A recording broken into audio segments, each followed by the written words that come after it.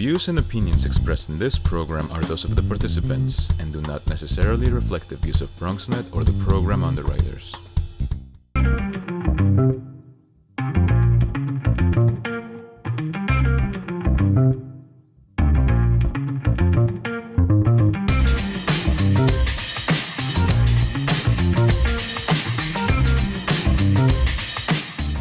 Hey there, welcome to the Bronx Buzz. This is BronxNet's program where we talk to writers and journalists and reporters and editors and photographers and filmmakers, people who put stuff out in the Bronx. Well, this evening we are going to put something out in the Bronx with the holidays, and we do wish you all a happy holiday. We're going to look backwards at 2021 before we get to 2022, and we'll show you some of our favorite segments. In fact, these were selected by our producer, Rebecca Hemick. So without further ado, this one is quite personal to me. On January 28th of this year, Evan Axelbank, and yes, that is my son. He was a TV reporter at Fox 13 in Tampa Bay and host of Evan Axelbank Reports History Today. That's the name of his podcast that features conversations with America's top nonfiction authors and why their books matter right now. So this interview that we did was right after we had a new president, and it was right after the inauguration of President Biden. And he took the whole thing and put it into historical context for us. We also discussed the crises faced by the new administration, the historic precedents for his transition from vice president to president, and also a quick dialogue about the nation's first woman vice president. So that's what was on the show. Let's take a look at a sample. This goes back to January 2021.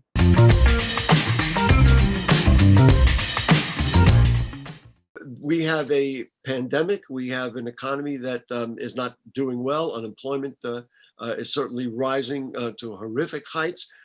We have had an attack on the Capitol, which is an historic event. Has any other president ever taken office with maybe not this exact issue, but this level of crises? Well, there are two that come to mind. One of them would be Abraham Lincoln. The other would be FDR. If we talk about Abraham Lincoln, he took office after 7 states had already seceded in 1861. He came into the capital, Washington, D.C., under the threat of assassination. And they actually had to put a disguise on him as they took him through the train system, through America's train system. He made some stops on his way from Illinois to Washington. And on the way, they basically had to do it, use a diversion and send 2 trains. And they put him basically in a secret train car, put a disguise on him, and brought him into the Capitol under the cover of darkness. There was an assassination threat in the city of Baltimore that they were trying to avoid. It's unclear as to how realistic it was, but it did seem to be a credible threat. So they did that. So, but certainly 7 states seceding would count as a major crisis in American history. So Abraham Lincoln would be one. And then FDR came into office during the Great Depression. And so he took a number of steps in his first 100 days to try to turn that around. So without a doubt, FDR would also be considered the second president to take office during such a significant crisis. And then you could look at Barack Obama in 2008 and 9 during the financial crisis. So those 3 certainly come to mind. But America always has something going on that a new president has to take a handle of. Has there ever been as big a difference between a previous administration and a brand new administration from a political point of view? I mean, Trump and Biden could not be more diametrically opposed. Has there ever been this big a shift? Listen, George W. Bush to Obama was pretty significant, but not with the same kind of rancor that exists today. Well, without a doubt, one would certainly think of Barack Obama to Donald Trump. Donald Trump signed a number of executive orders to overturn many of the things that Barack Obama had done, both in terms of immigration, in terms of the environment, certainly in terms of the pro-choice and pro-life debate in this country. So those that would certainly be one major about face that America had done. over the years, has gone through over the years. One would think of Jimmy Carter to Ronald Reagan. That was a significant change. And one also thinks of Dwight Eisenhower and JFK. You had a young president taking over for a relatively old president. It was seen as the old guard handing off to the new guard. Politics was not quite as divergent back then. There were still conservative Democrats. There were still liberal Republicans back then. But that would be, another time where administrations changed in a way that was symbolic of America's new direction. I think that would be a way to say it. Let's talk about a vice president becoming president. George Herbert Walker Bush was Reagan's vice president, became a vice president right away.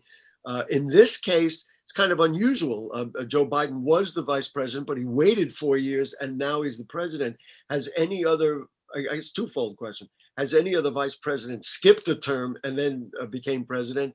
And then also, how have they fared? Is there a way to measure how vice presidents have done when they became president? I don't know that you can measure. I don't know that it would be related as to whether it was just a vice president taking office for a president. I don't know that you could make a case that they all kind of turn out one way. I think it depends on who the vice president is. But to answer your first question, yes, Richard Nixon went from being vice president from 53 to 61, then skipped 8 years between Kennedy and Johnson, and then took office in 1969. So Richard Nixon would be one. But in terms of vice presidents and how they do after they take office, it really depends on the person. Teddy Roosevelt was a vice president who turned into a very effective and long-lasting president with a legacy that lasted a long time. You could certainly take a look at Lyndon Johnson having a legacy that lasted a long time, both in different ways in terms of civil rights and the Vietnam War. I think America is still grappling over those two issues and those two impacts. And then you can look at vice presidents like George Herbert Walker Bush, not necessarily a tremendously effectual president, but certainly one that is seen now by both parties as having set a model for how to put partisanship aside and acting in the best interests of the country. So those would be some examples. And I was thinking of how many vice presidents have failed to become president even after they tried. Al Gore certainly tried and failed. You would look at, there were so many who wanted to become president and who never did. FDR had 3 or 4 of them who never became or had 3 of them who never became president until Harry Truman did. Aaron Burr, going back to the late 1700s and early 1800s, he never became president and wanted to. So you're so close, but so far in some ways. And I'll add one more. Andrew Johnson turned into just about the worst president America had ever had after being Lincoln's vice president for only a couple of months. Well, you did mention Richard Nixon, and we should mention that his presidency ended badly. It didn't end the way he wanted it to end. That's for right. sure. To say the least. Inaugural speeches are kind of a big thing, and they're iconic in many ways. They really lay the groundwork for a presidency. The initial feedback was that Biden did a good job. Many people were, certainly his supporters, were looking for, a new look at America, a pledge for unity. There have, of course, been great inaugural speeches. Where does this fall? Is it fair to even look at it in the scope of history? How do we think, and how will historians look at what Joe Biden did on Inauguration Day? Well, we don't know yet. We don't know how the ball game is going to turn out. I'll put it this way. Can you remember anything Bill Clinton said during his inaugural address? Can you remember his 2 of them? Can you remember anything Barack Obama said during his 2 inaugural addresses? Probably not. Even presidents who are seen as effectual don't always have inaugural addresses with moments that stick out.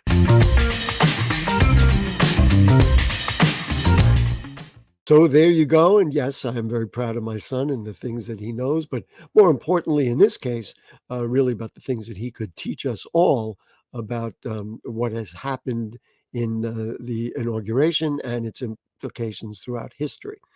On a month later, actually, on February 25th, 2021. Jean Marie Evely was our guest. She's the editor of City Limits, and she was appointed after longtime editor Jarrett Murphy had left the online newspaper. And we talked with Jean Marie about Bronx journalism, City Limits' role in that journalism, as well as the history of community journalism in the borough of the Bronx. So let's go back to February 2021, the best of the Bronx Buzz.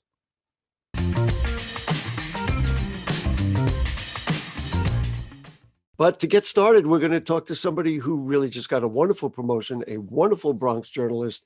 And now she is the new executive editor from City Limits. My longtime friend, Jean Marie Evely, congratulations on the new job. Thank you so much, Gary. I appreciate that. Her calmness in answering that belies her excitement about it. And I know that I'm very excited. This is really a wonderful thing. Listen, first of all, let's both do a shout out to Jarrett Murphy, who has been an incredible leader and visionary of what City Limits could be. So he's leaving, and then they went around like this and said, oh, okay, you. Tell me a little bit about the process that got you to this point. Yes, well, luckily they did make that selection. So Jarrett, who, as you said, has been at the helm of City Limits for the past 14 years. Well, he's been with City Limits since 2010. So he's actually been, since 2007, and has been the leader at the top of the editorial helm since 2010. So Jarrett has obviously done a really wonderful job of steering the ship for the past decade. And yeah, he'll be departing from us. He'll still be a contributing editor for us and still sort of working with City Limits, but he's going to be moving on to a new chapter in his professional career as well. So I've been with City Limits since 2018. I originally came on to run our youth program, which is a youth journalism training program for New York City high school students. And I was doing that and also reporting half the time. And then I was deputy editor and then managing editor for the past 2 years or so. And so now, I'm really honored and excited about the new post and so grateful to have it. I love City Limits, and I'm so happy to be here. Just one more word about Jarrett. He was at the helm of building something that really became something very important, especially as other media outlets fell apart or collapsed or didn't do what they used to do. Or we can go on and the numbers of things that have been cut from local and New York City journalism. But City Limits has not only maintained its stature and position, but it's grown. So this puts a significant amount of responsibility in your hands.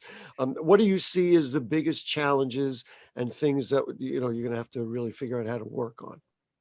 Yeah, well, I think it's always, I think we were talking about this before we went live, but, just making sure that we're really providing that local coverage and that New York City focus that I think is something that we're always so, worried about we're losing in the media in general. I mean, there's so many great local news outlets here in New York City, but probably not as many as there used to be, definitely not as many as there used to be a decade ago, 2 decades ago.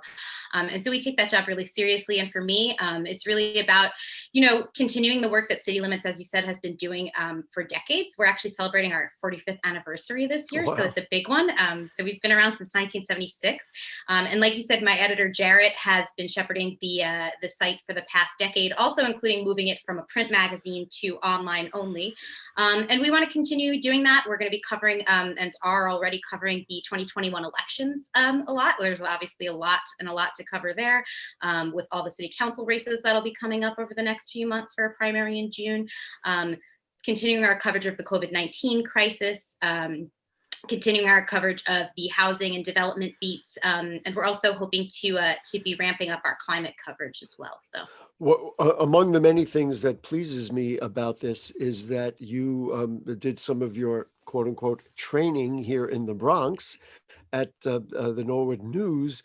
Talk to me just about that, and also you covered transportation and the MTA for City Limits. Talk to me about how that was a good conditioner for what you're doing now. What do you? Oh yeah. And in a way, it's kind of a little roadmap for young journalists who say, gee, how can I get a job like that? So let's talk a little bit about that. Oh, well, thank you.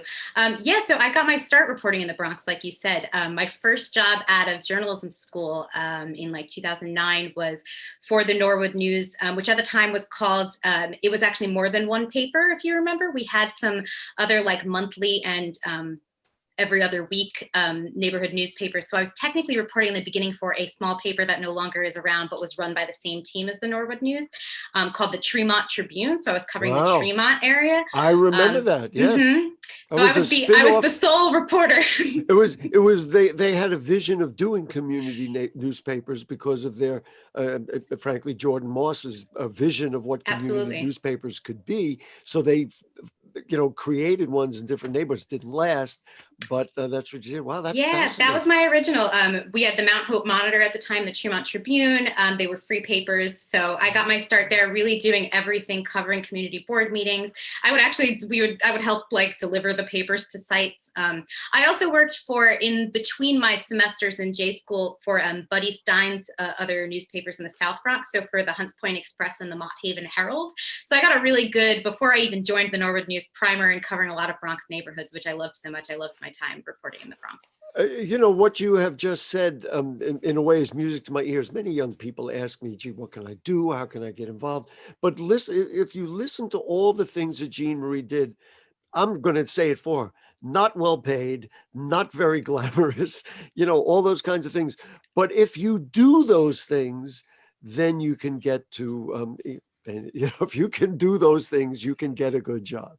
And it's a great way to learn your reporting chops. There's nothing like covering local news and neighborhood news that'll teach you how to report, how to cultivate sources, how to talk to people better than a local news job, I think. We're giving like, reporting 101 here. My thing would be, number one, you got to care.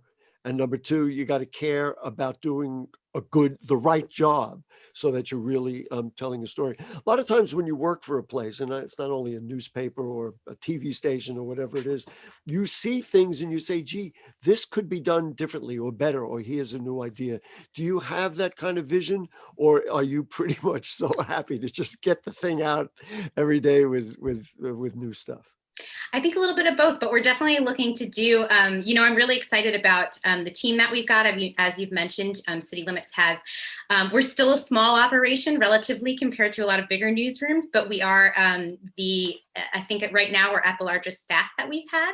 So we have great reporters on our team and really excited to continue working with them and to really continue to get more eyes on their work. And we're hoping to do some interesting investigations and some cool group projects in the next year too. So that's something I'm definitely working on.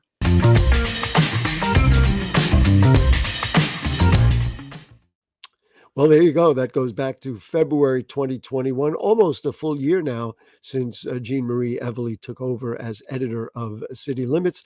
And for those who read it as carefully as I read it, you will notice that there's very little difference between the quality of the paper when Jarrett Murphy was editor and now when Jean Marie is editor. So we look forward to our continued work with City Limits. Right now, though, we'll take a short break. When we come back, we're going to be meeting one of the most delightful young Bronxites in the borough of the Bronx today. Don't go away. We'll be right back.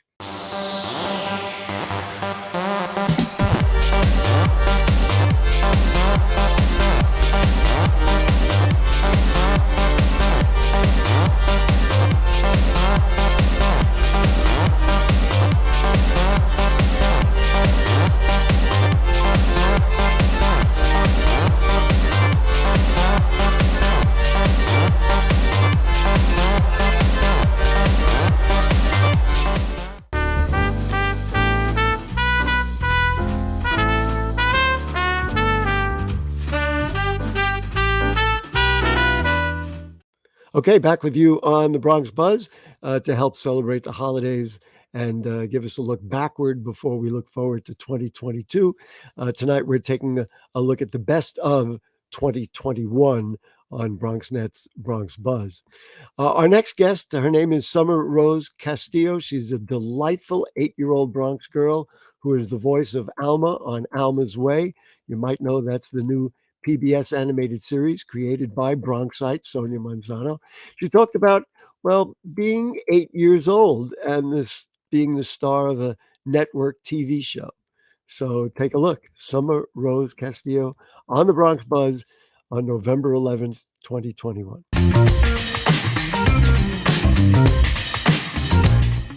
Tell me about you as an actor. So it's an animated series and you're the voice. Tell me, did you always act? Did somebody just say, hey, I think she might be able to be Alma in this?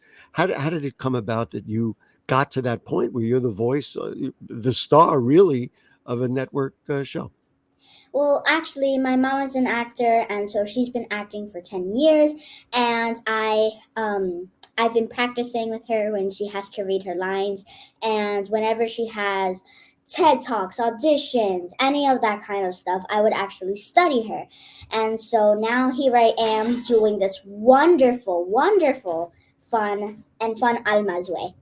Did you audition for this? Like, was this like a big thing? Come downtown and go to PBS, or did somebody just say, you know what, she fits the part, and I could tell right away that you have poise, you have presence, and of course that great voice.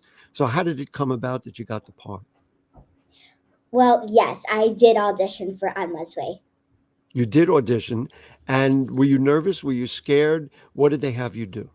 Did they have you read? I know Mom is there, and if Mom wants to weigh in or pop in, she's it's April Hernandez Castillo is Mom. But you want to tell me a little bit about the audition or the process of you actually getting the role of Alma on that show? Yes, I was really nervous, but I was also really happy because once I did the audition, a few days later, I was at home on a Thursday. And so Elaine Del Valle, the one who was involved in the program? Yes. Okay. Yeah, she called us and she said that I got the role, and I was so happy. I was screaming at the top of my lungs, and I was just jumping with so much joy. And now, do you read a script? Is that how you do it? Because for a young person, now let's be clear. Summer is 9 years old. She's from Throg's Neck, by the way. There is a real serious Bronx connection here. Do you read the script, or do they just say play a scene and say what you think? How does that work? Yes, I do read the script, and I actually have a studio in my house. Oh. So I have like an iPad here, and I have to read the lines, and so I'm just talking into the microphone. Now we're going to show a clip, and right after I ask you this question, do you know the scenes? Do you like see what Alma looks like while you're reading it, or do you just do what you do and then they put the graphics and the animations with it? Well, I just read the script, and then once I'm done, since Alma's Way is already out, I can go to PBS Kids and see how I did on all of the other episodes. So, yes, I do just do the script. Just do the script, and it's great. And when you saw it for the first time, you must have been, oh my goodness, this is like incredible, right? Yeah, I was like, is this really happening? Somebody pinch me. Am I dreaming? If I was there, I would right now give you a little pinch to see if it's still happening. So let's do this. For people who haven't seen Alma's Way, let's take a look. This is Summer Rose Castillo of the Boogie Down Bronx from Throg's Neck, and she is literally the star of the new animated series on PBS, Alma's Way. Here's my drum roll. Take it away, Summer Rose Castillo. Hey, everyone! Huh? Since we all have different ideas, what if we sketch our designs and show them to Mr. Huda? He can pick which one he likes best for the mural on his gate. Yeah! Good idea! I'll finish my design first. Not if I finish mine first. I gotta get inspired. See ya, Alma. Wow, I spoke up and told my friends what I was thinking, and they listened? I should do that more often. Time to draw.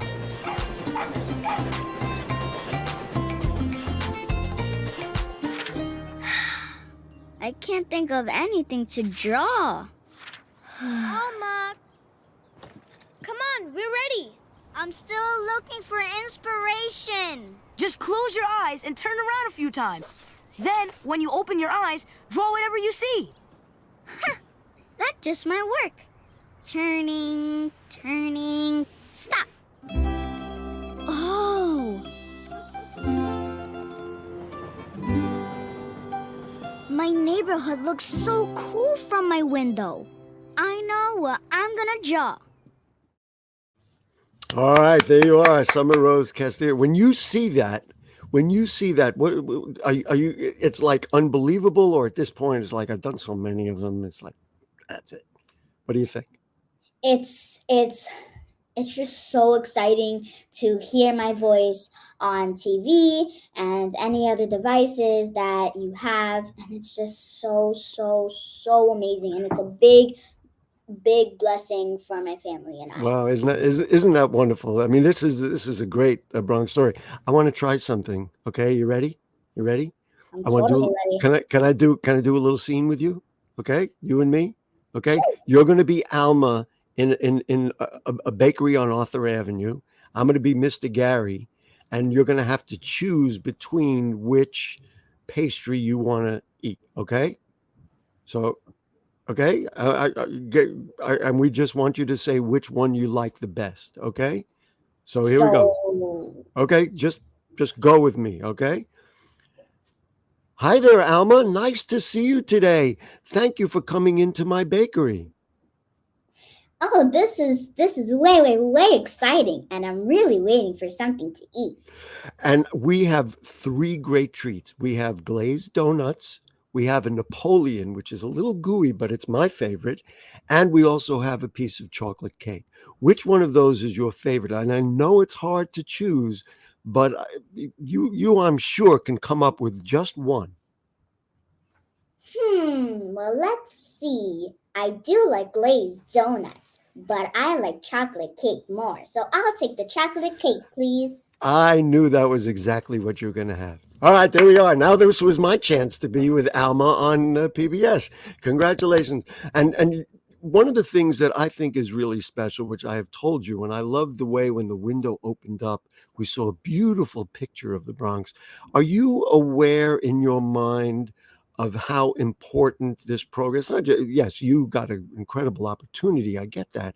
But it's just beautiful. I love it. This is my hometown. Do you feel strongly about that? Do you mind explaining that? Sure. Is that the program really makes the Bronx makes all the cities and urban places look beautiful for children to understand it.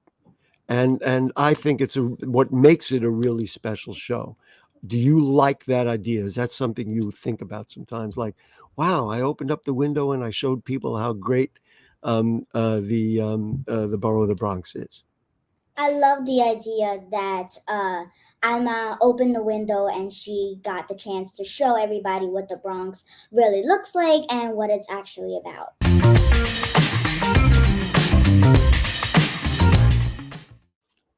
Okay, that does it for us for the Bronx Buzz this evening. We wish everybody a happy holidays, and I hope you enjoyed those 3 segments. And I've got to say, not only did our great producer, Rebecca Hemick, select them, I have to agree, those are about the best that we delivered in 2021. So we wish you a safe and peaceful and beautiful and happy holidays with your family and your extended Bronx family. And we'll see you next week like we always do. Good night.